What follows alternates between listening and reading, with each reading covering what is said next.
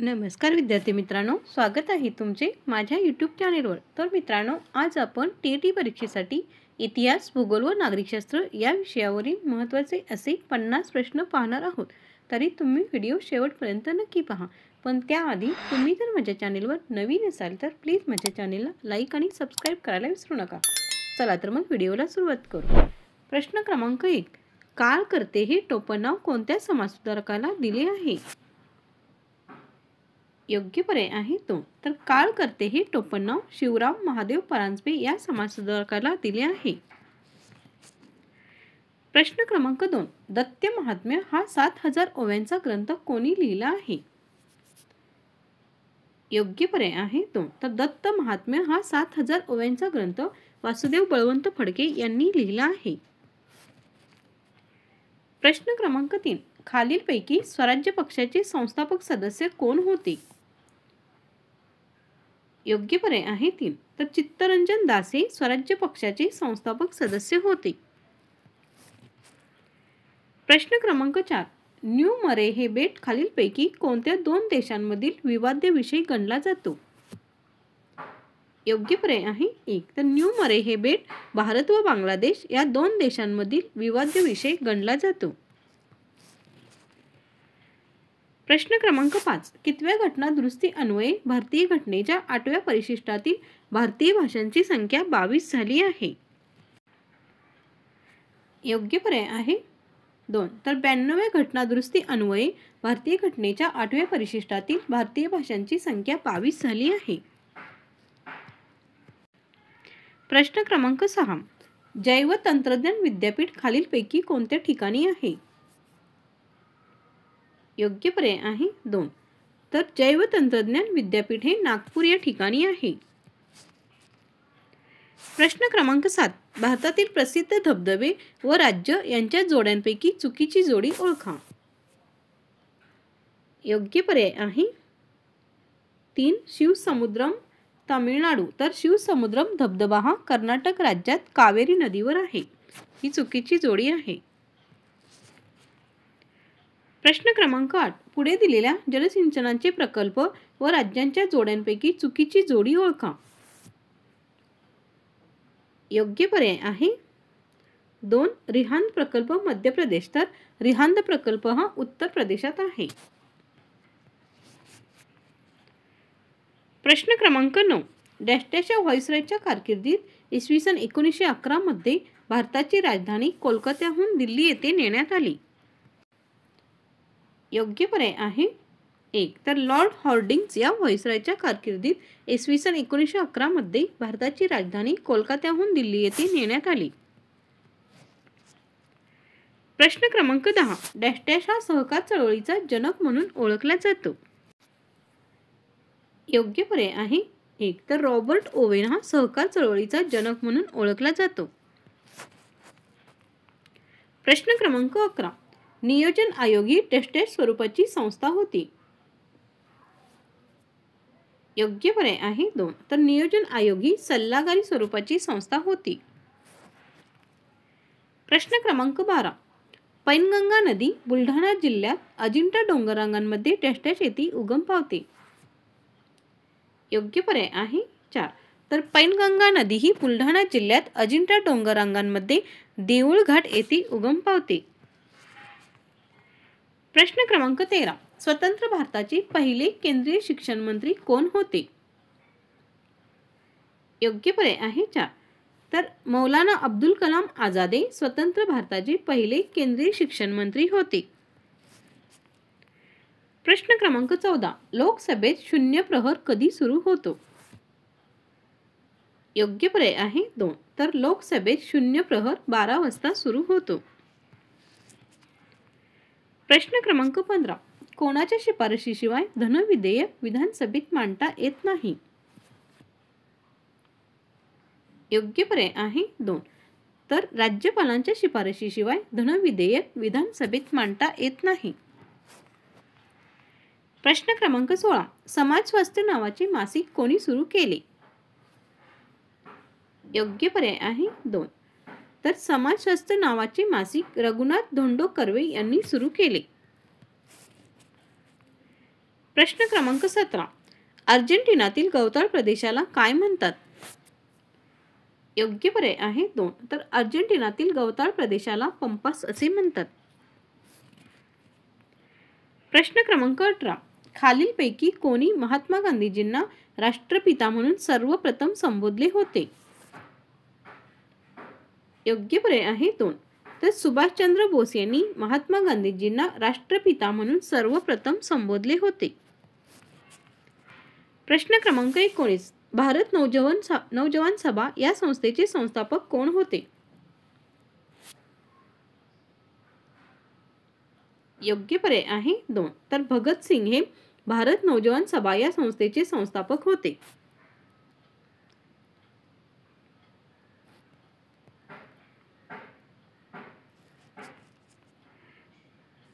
प्रश्न क्रमांक 20. भाग्यापेक्षा जास्त कर्मावर भर द्या हा कोणत्या सामाजिक संस्थेचा उद्देश होता?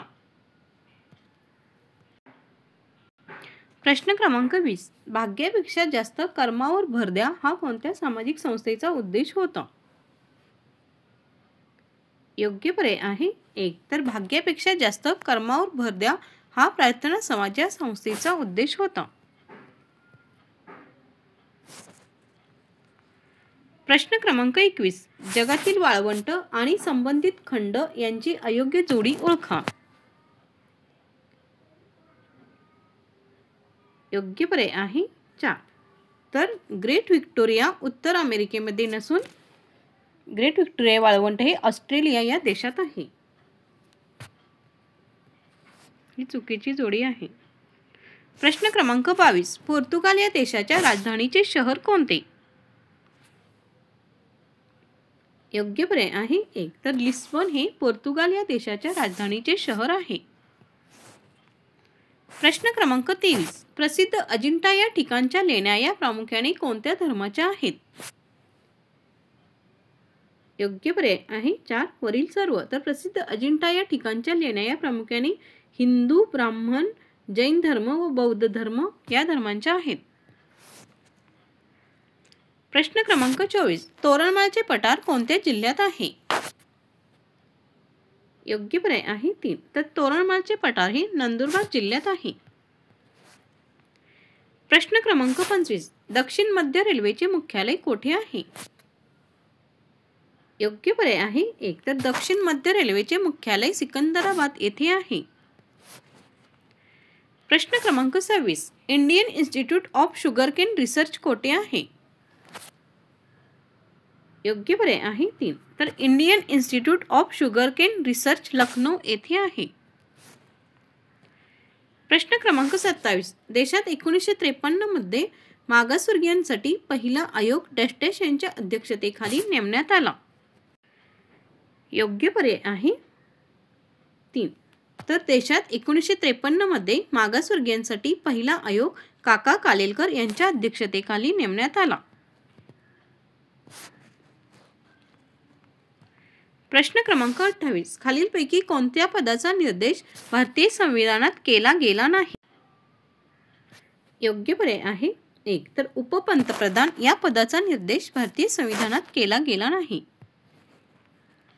प्रश्न क्रमांक 29. देशातील नैसर्गिक रेशीम उत्पादनात डॅश या राज्याचा वाटा सर्वात जास्त आहे? योग्य पर्याय आहे 2. तर देशातील नैसर्गिक रेशीम उत्पादनात कर्नाटक या राज्याचा वाटा सर्वात जास्त आहे. प्रश्न क्रमांक 30. पुंगचोलम ही लोककला व नृत्य पुढीलपैकी कोणत्या राज्याचे आहे? योग्य पर्याय आहे 4. तर पुंगचोलम ही लोककला व नृत्य मणिपूर या राज्याचे आहे. प्रश्न क्रमांक 30. बिंदुसरा धरण पुढीलपैकी कोणत्या जिल्ह्यात आहे? योग्य पर्याय आहे 4. तर बिंदुसरा धरण हे बीड जिल्ह्यात आहे. प्रश्न क्रमांक 31. निघोज अहमदनगर येथील डॅश नदीच्या पात्रात रांजण खळगे आढळतात. योग्य पर्याय आहे 1. तर निघोज अहमदनगर येथील कुकडी नदीच्या पात्रात रांजण खळगे आढळतात. प्रश्न क्रमांक 32. औष्णिक विद्युत केंद्रासाठी प्रसिद्ध असलेली कोराडी व खापरखेडा ही ठिकाणे कोणत्या जिल्ह्यात मोडतात? योग्य पर्याय आहे 4. तर औष्णिक विद्युत केंद्रासाठी प्रसिद्ध असलेली कोराडी व खापरखेडा ही ठिकाणे नागपूर जिल्ह्यात मोडतात. प्रश्न क्रमांक 33. सलाल परियोजना कोणत्या राज्यात स्थित आहे? योग्य पर्याय आहे 1. तर सलाल परियोजना ही जम्मू काश्मीर राज्यात स्थित आहे. प्रश्न क्रमांक 34. महाराष्ट्रातील पहिले महाराष्ट्र पशु व मत्स्य विद्यापीठ कोठे स्थापन झाले आहे? योग्य पर्याय आहे 4. तर महाराष्ट्रातील पहिले महाराष्ट्र पशु व मत्स्य विद्यापीठ नागपूर येथे स्थापन झाले आहे. प्रश्न क्रमांक 35. हेमाडपंत हा मध्ययुगीन इतिहासात कोणाचा प्रधानमंत्री होता? योग्य पर्याय आहे 3. तर हेमाडपंत हा मध्ययुगीन इतिहासात यादवांचा प्रधानमंत्री होता. प्रश्न क्रमांक 36. अस्पृश्यता नष्ट करण्याची तरतूद घटनेच्या कोणत्या कलमात आहे? योग्य पर्याय आहे 4. तर अस्पृश्यता नष्ट करण्याची तरतूद घटनेच्या कलम 17 मध्ये आहे. प्रश्न क्रमांक 37. उच्च न्यायालयातील न्यायाधीशांची नियुक्ती कोण करतात? योग्य पर्याय आहे 3. तर उच्च न्यायालयातील न्यायाधीशांची नियुक्ती राष्ट्रपती करतात. प्रश्न क्रमांक 38. Doctor Salim Ali bird sanctuary कुठे आहे? योग्य पर्याय आहे 1. तर doctor Salim Ali bird sanctuary Goa येथे आहे. प्रश्न क्रमांक 39. डिस्कव्हरी ऑफ इंडिया हे पुस्तक कोणी लिहिले? योग्य पर्याय आहे 2. तर डिस्कव्हरी ऑफ इंडिया हे पुस्तक जवाहरलाल नेहरू यांनी लिहिले. प्रश्न क्रमांक 40. सातवाहन काळातील महत्त्वाचे शैक्षणिक केंद्र डॅश डॅश हे होते?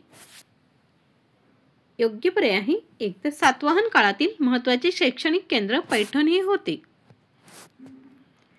प्रश्न क्रमांक 41. इटलीचा आक्रमक हुकुमशहा कोण होता? योग्य पर्याय आहे 4. तर मुसोलिनी हा इटलीचा आक्रमक हुकुमशहा होता. प्रश्न क्रमांक 42. अष्टाध्यायी या पुस्तकाचे लेखक कोण आहेत?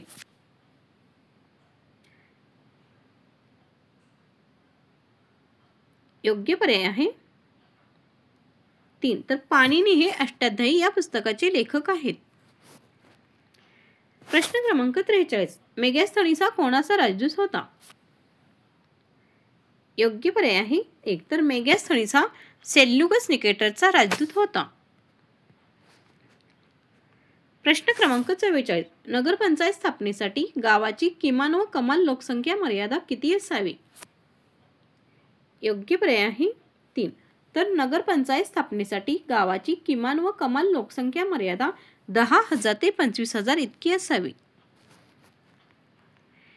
प्रश्न क्रमांक 45. नव्या कायद्याच्या प्रस्तावाला डॅश डॅश म्हणतात? योग्य पर्याय आहे 4. तर नव्या कायद्याच्या प्रस्तावाला विधेयक असे म्हणतात.